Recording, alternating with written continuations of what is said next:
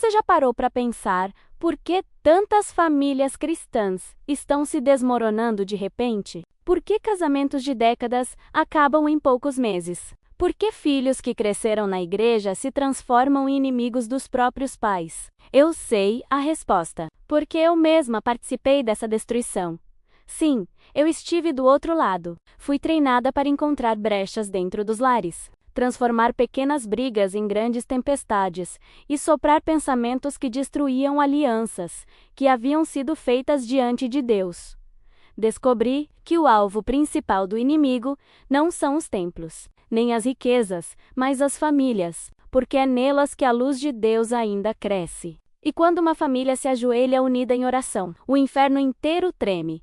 O que vou revelar aqui não é teoria, não é suposição. Eu vivi isso por dentro. Vi como objetos eram amaldiçoados, como amizades falsas eram usadas como isca, como rituais eram feitos para semear divisão em lares cristãos, mas também vi algo muito maior. Vi o poder que nasce quando uma família se recusa a se render e decide lutar espiritualmente. Então, se você sente que sua casa está em guerra, que discussões aparecem sem motivo, que seus filhos estão se afastando, ou que seu casamento parece esfriar sem explicação, não saia deste vídeo. O que vou contar pode abrir os seus olhos e mudar a história da sua família. Antes de continuar, já clique em inscrever-se, ative o sininho e deixe nos comentários. Minha família é do Senhor. Essa é a sua primeira declaração de vitória no mundo espiritual. Meu nome é Rafael, mas este não era o nome que usavam para me chamar nas reuniões onde estive envolvido por tantos anos. Ali, cada um recebia um apelido, um codinome, porque na escuridão ninguém quer ser reconhecido de verdade. Vou começar do início, para que você entenda como alguém criado em uma família aparentemente comum pode acabar se afundando em algo tão sombrio. Nasci em uma casa simples, em um bairro popular. Meus pais, Cláudio e Marisa, sempre fizeram questão de nos levar à igreja todo domingo. Cantávamos hinos, participávamos da escola bíblica, orávamos antes das refeições. Para qualquer pessoa de fora, éramos uma família de fé, unida e exemplar. Mas por trás das paredes daquela casa havia rachaduras que ninguém percebia. Pequenas discussões viravam brigas enormes. Palavras afiadas cortavam como facas. Silêncios longos se transformavam em muros entre nós. Eu tinha apenas 15 anos quando comecei a sentir que aquele ambiente sufocava. A igreja já não respondia às minhas perguntas. Quando questionava sobre as dores dentro de casa, me diziam que era normal. Todo mundo passa por isso. Mas meu coração não aceitava aquela resposta. Eu queria algo mais, queria poder, queria explicações para o que ninguém parecia enxergar. Foi então que conheci pessoas diferentes, que me prometeram exatamente isso: poder e respostas. Eles tinham um brilho estranho nos olhos, uma confiança que eu nunca tinha visto. Falavam de liberdade, de quebrar correntes, de descobrir quem realmente somos. No começo, me senti especial. Participava apenas de conversas, lia livros alternativos sobre espiritualidade e símbolos antigos. Parecia inofensivo, mas a cada encontro eu me via mergulhando mais fundo em algo que não conseguia compreender totalmente. Mal sabia eu que estava trocando correntes de ouro por correntes de chumbo. As primeiras reuniões eram quase divertidas. Acendíamos velas coloridas. Repetíamos palavras que diziam abrir a mente. Meditávamos em símbolos. É só para você despertar o poder que está dentro de você, diziam. Mas com o tempo, vieram os pequenos rituais. Colocavam objetos sobre mesas. Pediam que cada um entregasse algo pessoal. Um fio de cabelo, uma foto, um objeto de família. É só energia. Garantiam, mas a cada ritual, eu sentia um pedaço de mim sendo arrancado. A cada palavra repetida, parecia que algo dentro da minha alma se distorcia.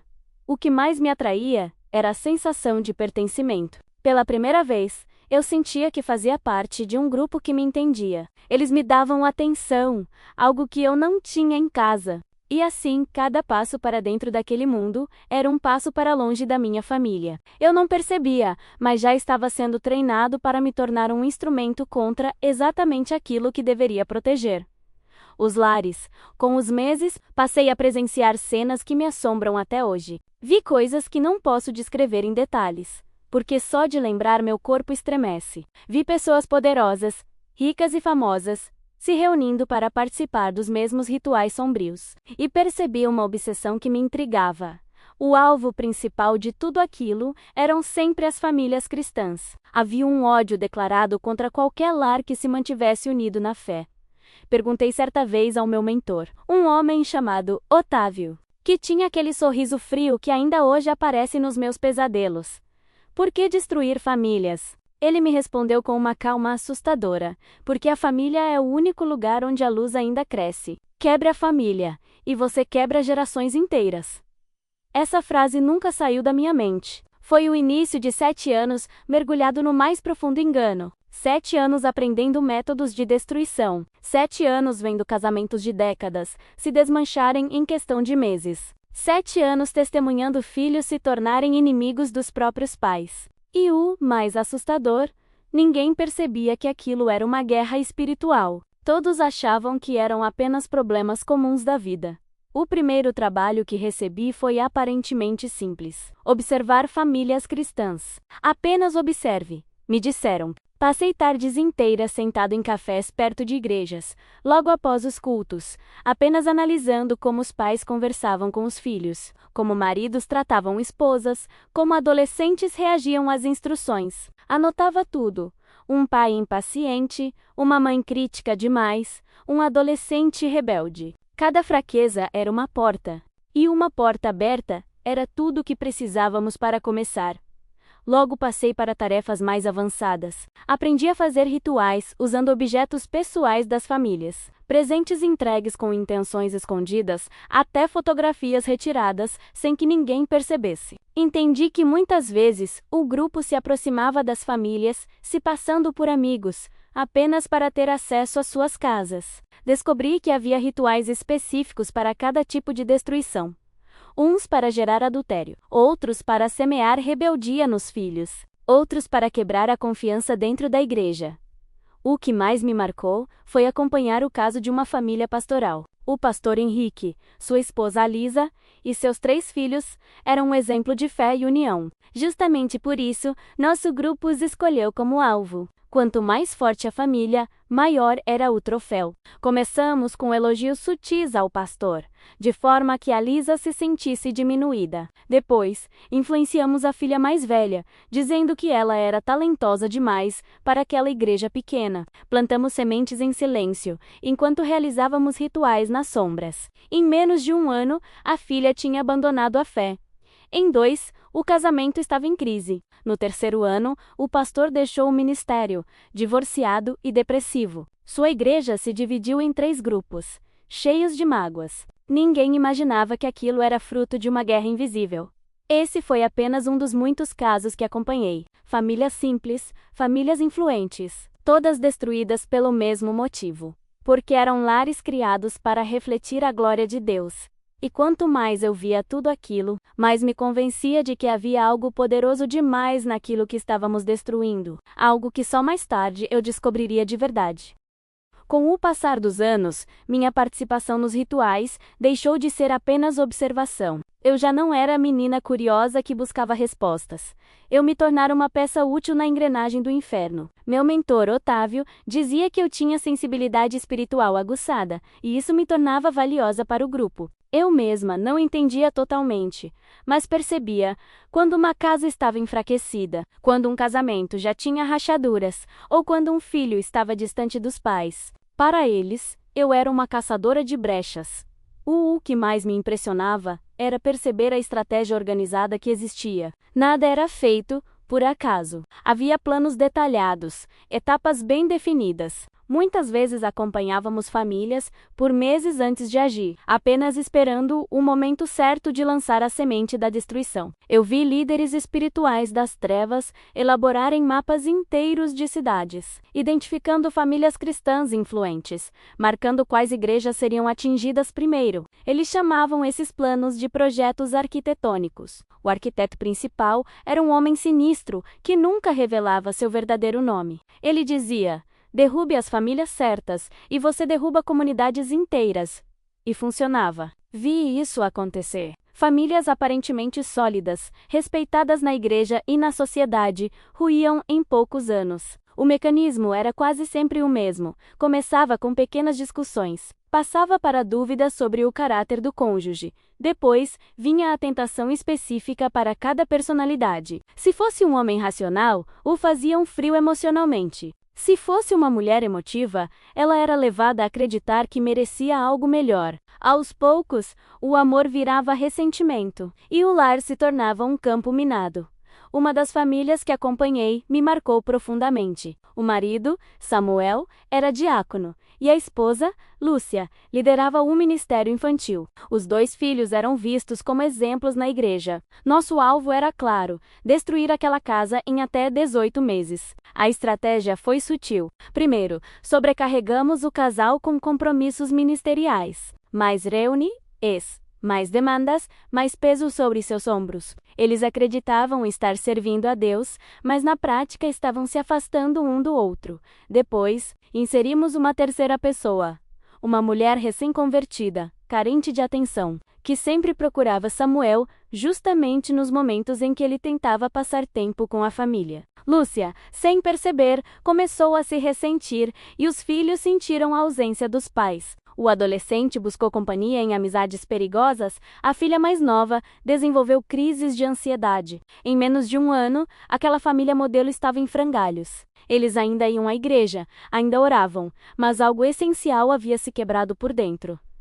Era exatamente esse o objetivo. O inimigo não queria apenas brigas ou separações. Ele queria destruir a imagem de Deus refletida na família. Quando um pai abandona os filhos, a criança cresce com dificuldade de confiar no Pai Celestial. Quando o marido trai a esposa, a mulher passa a duvidar do amor fiel de Cristo. Quando irmãos se odeiam, a ideia de comunhão cristã perde sentido. Era um ataque estratégico para deformar a visão das pessoas sobre quem Deus é. Eu mesma participei de rituais em que objetos eram amaldiçoados com esse propósito. Lembro de um pastor que colecionava anéis. Durante uma conferência, demos a ele um anel presente de um ministro estrangeiro. Ele usava com orgulho, sem saber que aquele objeto tinha sido consagrado em rituais de divisão. Em menos de 1 ano, escândalos em sua casa desacreditaram completamente seu ministério familiar. Outro método poderoso era o isolamento. Fazíamos de tudo para separar os membros da família. Agendas sobrecarregadas para os pais, atividades em excesso para os filhos, distrações constantes como televisão, internet, celulares. O objetivo era simples: reduzir o tempo de qualidade juntos, especialmente a oração em família, porque sabíamos de uma verdade. Uma família que ora unida é quase impossível de destruir. Por isso, cada esforço era feito para impedir que o lar tivesse comunhão verdadeira.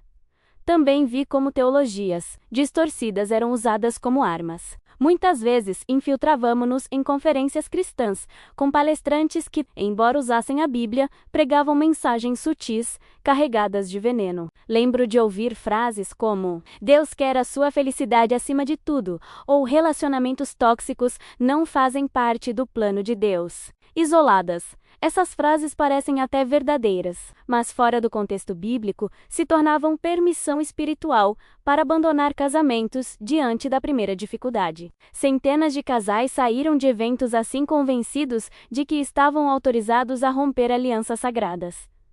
No meio de tudo isso, eu mesma comecei a perceber uma coisa: havia algo especial demais na família. Caso contrário, por que todo o inferno gastaria tantos recursos e energia para atacá-la? Se fosse apenas uma instituição humana, como diziam alguns sociólogos, não haveria tanto esforço das trevas para destruí-la. A verdade é que eu via com meus próprios olhos, quando uma família se unia em oração, mesmo depois de ataques pesados. Havia uma força que não podíamos explicar.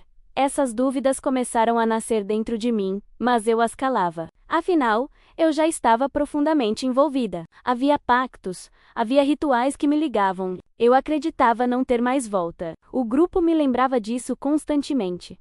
Você é nossa, Isabela. Não há caminho de saída. Mas Deus, silenciosamente, já começava a escrever uma nova história para mim. Eu achava que estava presa para sempre.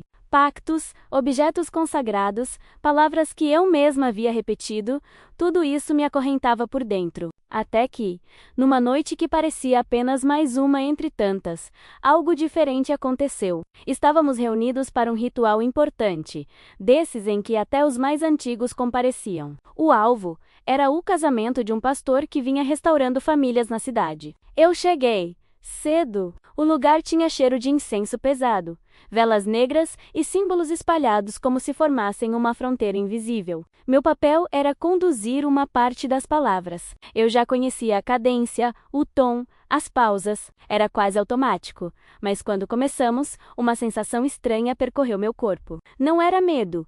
Esse eu já conhecia menos. Era algo que misturava leveza e força, como se o ar ficasse mais claro. As velas tremularam ao mesmo tempo, e alguns objetos sobre a mesa vibraram, como se uma mão invisível os tivesse tocado. Um dos presentes caiu no chão e se partiu sem que ninguém encostasse. Houve um silêncio que ninguém ousou quebrar. Otávio franziu a testa. Eu senti a espinha arrepiar. E então veio uma presença. Eu não sei explicar de outra forma. Não era sombra, não era opressão, não era frio. Era luz. Era luz. Uma luz que não machuca os olhos, mas expõe a alma. Eu, que tantas vezes repeti palavras contra lares cristãos, ouvi dentro de mim uma frase simples, como sussurrombote para caça. Não foi acusação, nem grito. Foi convite. Foi amor. E o amor me desmontou. Minha voz falhou no meio das palavras. Tentei fingir que era cansaço, mas minhas mãos tremiam. Olhei para Otávio, e o sorriso cínico não estava mais lá. Havia medo. Foi a primeira vez que vi medo no rosto dele. As pessoas começaram a se agitar, confusas. Alguns caíram no chão e gritaram. Outros cobriram os olhos. Eu apenas chorei, sem conseguir controlar. Saí de lá como quem foge de um incêndio. Nem me despedi. Andei sem rumo pelas ruas molhadas de chuva, com o vento gelado batendo no rosto, repetindo por dentro um voltei para casa. Volte para casa. Eu não sabia ao certo o que casa significava naquele momento. Minha família? A fé que abandonei? Um lugar físico. Entrei numa praça, me sentei num banco e chorei como uma menina. Eu, que me orgulhava de parecer forte, estava quebrada. E, pela primeira vez em anos, aquilo não me envergonhou.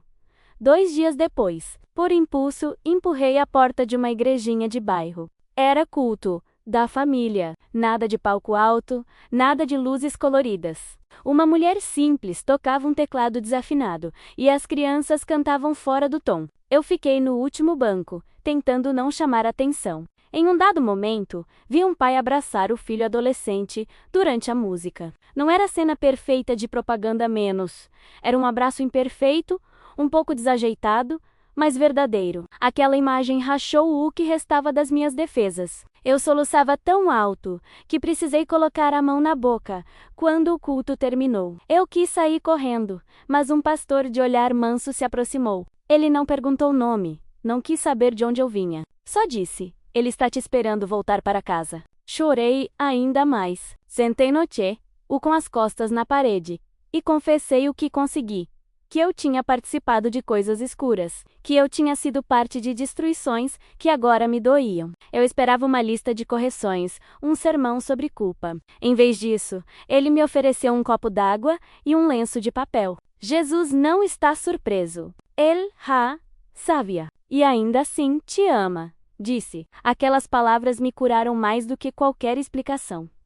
O processo de libertação começou naquela noite, e eu precisei encarar tudo o que neguei durante anos. Renunciei pactos em voz alta, com testemunhas, devolvi objetos, quebrei outros. Acabei queimando alguns que não podiam permanecer comigo. Houve noites sem dormir, sonhos pesados, ataques de pânico, tentações de voltar. Recebi ligações anônimas, mensagens veladas, convites inocentes. Otávio mandou recado por terceiros.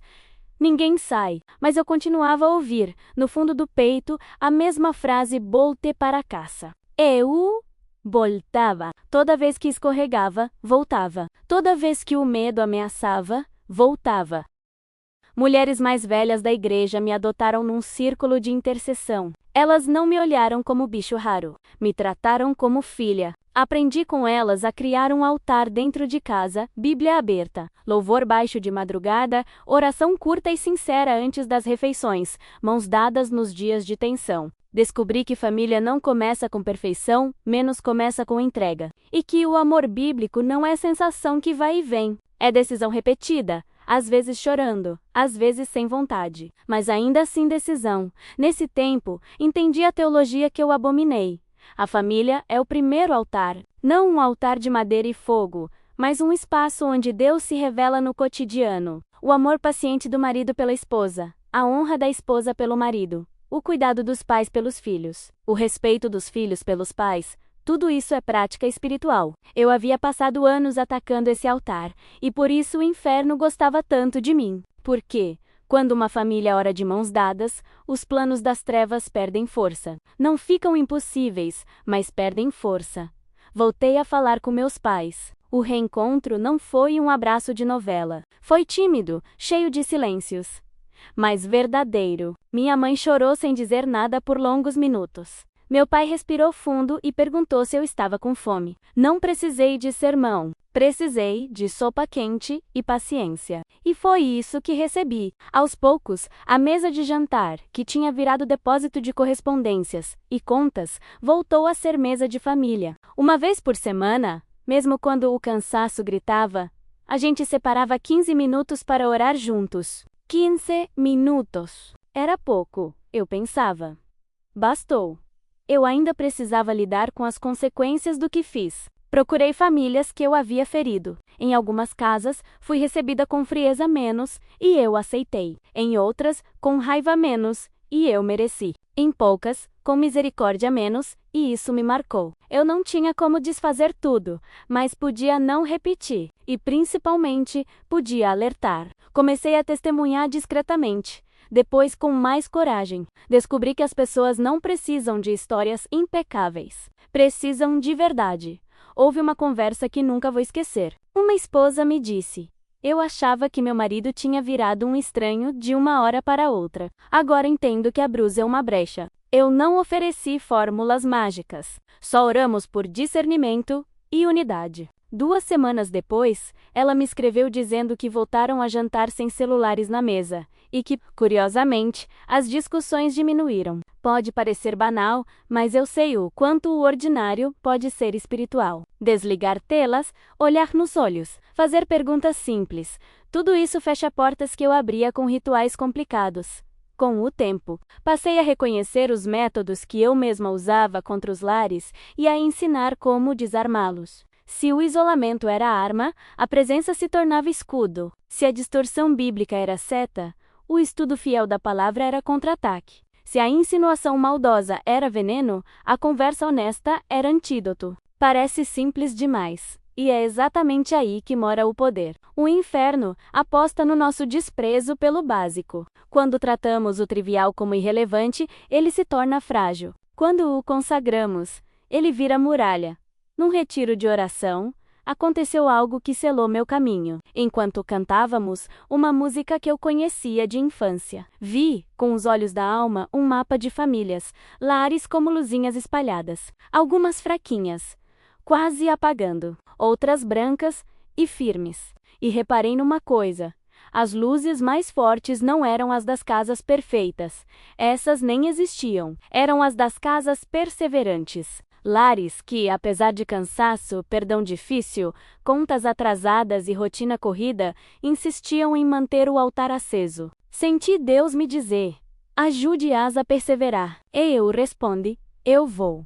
Foi quando entendi, de uma vez por todas, a razão da fúria do inferno contra a família.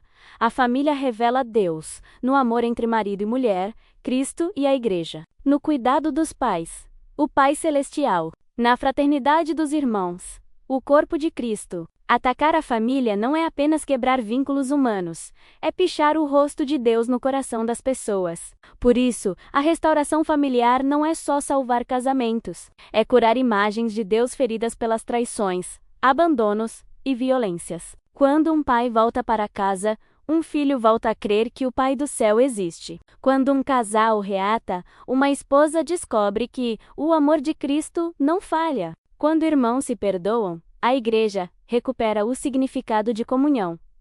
Eu, Isabela, que um dia fui ferramenta de destruição, agora entendi meu chamado, ser muralheira de lares. Não com bravatas, mas com práticas diárias. Não com fórmulas mágicas, mas com presença de Deus.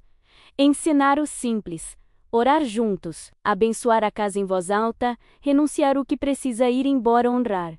Messa declarar a palavra. E lembrar todos os dias que a batalha é real, mas a vitória já foi conquistada. Se você me perguntasse como sei que mudei de lado, eu diria: porque hoje minha alegria é ver uma família de mãos dadas. Antes, isso me irritava. Hoje, isso me faz chorar de gratidão. Eu era que soprava cinzas sobre brasas quase apagadas. Hoje, eu assopro para reacender. E aquele sussurro que me encontrou na noite do ritual continua sendo minha bússola. Volte para casa. Eu voltei. Agora, ajudo outros a voltarem também, depois da minha libertação. Compreendi que não bastava apenas contar a minha história. Era necessário abrir os olhos de quem ainda não entende a guerra que está acontecendo dentro das casas. Porque a verdade é dura. Se você tem uma família, você está em uma batalha espiritual. Neste exato momento, queira ou um e fingir que não existe. Guerra não te protege menos. Apenas te deixa mais vulnerável.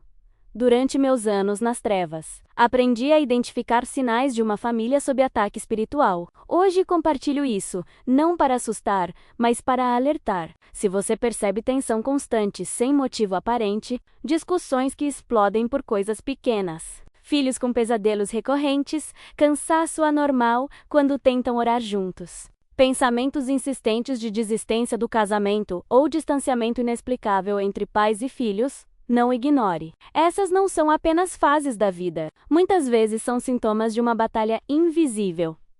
Quero te mostrar alguns passos práticos que aprendi. Depois da minha conversão, eles parecem simples, mas são armas poderosas quando praticados com fé. 1. Reconheça a batalha. Pare de culpar apenas a si mesmo, seu cônjuge ou seus filhos. Entenda que existe um inimigo real, que se aproveita das fraquezas para plantar divisão. Nomear o inimigo é o primeiro passo para resistir.